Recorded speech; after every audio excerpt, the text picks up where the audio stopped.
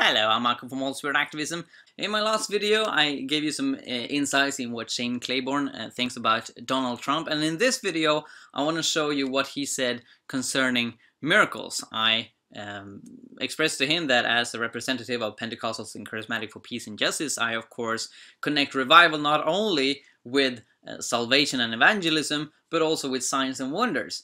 And Shane expressed clearly that he is a charismatic, he believes in miracles, and he, like me and many other charismactivists around the world, want to connect miracles with peace and justice. And so it was so encouraging to hear him talk about this. Here's Shane Claiborne.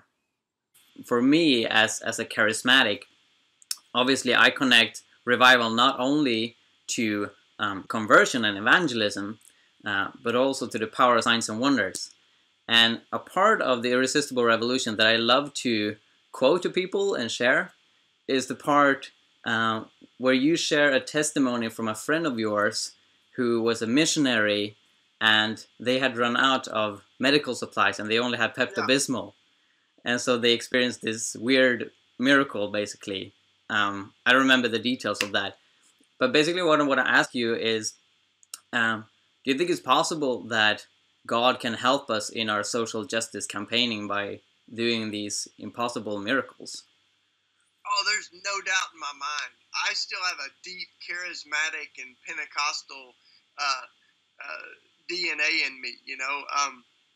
And one of the things I love is when these worlds come together, you know. So I think of prayer and action kind of like blades of scissors, you know. They kind of have to go together, and they don't work very well when you separate and you just have people that pray all the time and people that are, you know, activists all the time. I think we need to really integrate those in our own person.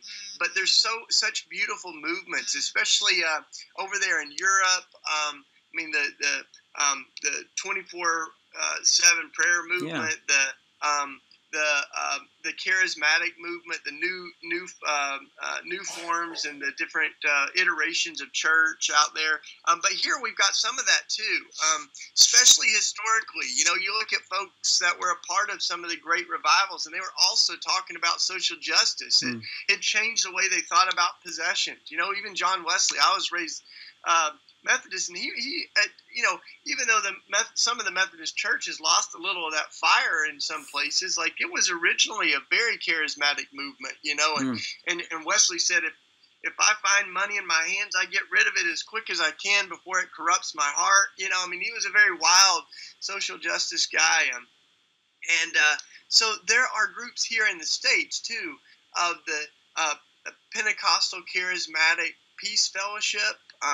Groups that are committed to nonviolence and social justice. So I absolutely love that, and I'm a huge believer in miracles. I often you know, refer to the story of the fish and loaves miracle that Jesus does as a conspiracy between us and God, that we're working together, because, you know, the disciples, the story starts by the disciples coming to Jesus and saying, hey, you need to do something. There's a lot of hungry people. They need to be fed. And Jesus says, you do something, feed them. And you know, they get the fish and loaves from this little kid. They divide it up, and, you know, there's just tons of food left over.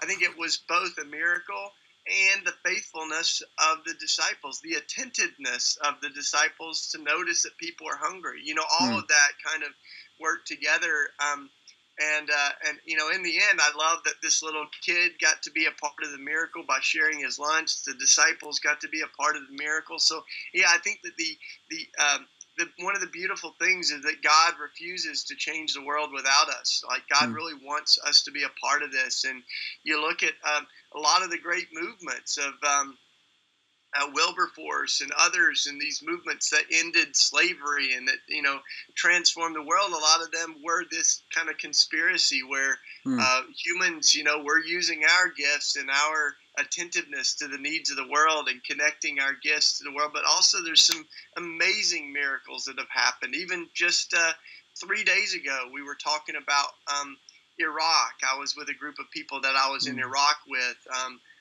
2 different times, and we saw some pretty stunning, miraculous things, I would say.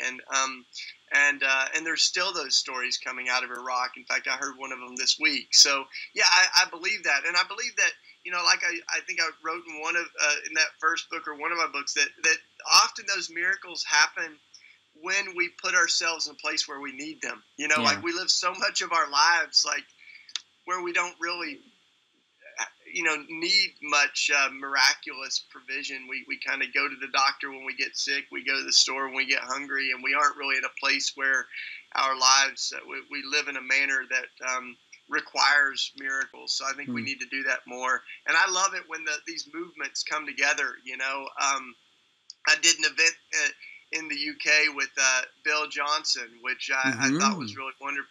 Bill Johnson, he's been, you know, a writer in the Bethel Church and done a lot of signs and wonders kind of work over here. I was devastated when he supported Donald Trump. But yeah, me too. Me too. Kept praying for the, you know, Lord help that. Yeah, but anyway, yeah. So yeah.